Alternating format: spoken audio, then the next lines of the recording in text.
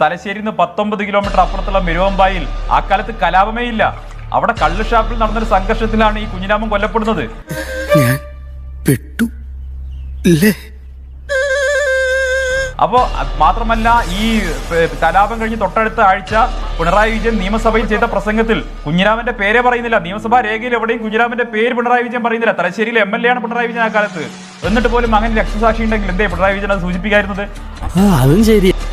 അപ്പോ ഇതെല്ലാം സൂചിപ്പിക്കുന്നത് അക്കാലത്ത് മറ്റൊരു സംഘർഷത്തിൽ കൊല്ലപ്പെട്ടിട്ടുള്ള കുഞ്ഞിരാമനെ പള്ളി സംരക്ഷിക്കാൻ പോയ കുഞ്ഞിരാമനാക്കി മാറ്റാൻ വൈദഗ്ധ്യമുള്ള പ്രചരണ സംവിധാനം നിങ്ങൾക്കുള്ളതുകൊണ്ട് നിങ്ങൾക്കിപ്പോൾ അത് പറയാൻ സാധിക്കുന്നു. അത്രേ ഉള്ളൂ. സെക്രട്ടറി എന്ന MV രാഘവന്റെ ആത്മകഥ സുഹൃത്തൊന്ന് വായിച്ചു നോക്കിയാൽ മതി. കൃത്യമായി പറയുന്നുണ്ട്, പാർട്ടി പ്രവർത്തകർക്ക് തലശ്ശേരി കലാപത്തിൽ പങ്കുണ്ടായിരുന്നു എന്ന് പാർട്ടി കണ്ടെത്തിയിട്ടുണ്ട്. അത് അന്നത്തെ പാർട്ടി സെക്രട്ടറി എന്ന MV രാഘവൻ പറഞ്ഞിട്ടുള്ള കാര്യമാണ്. நான் எதிர்பார்க்கல.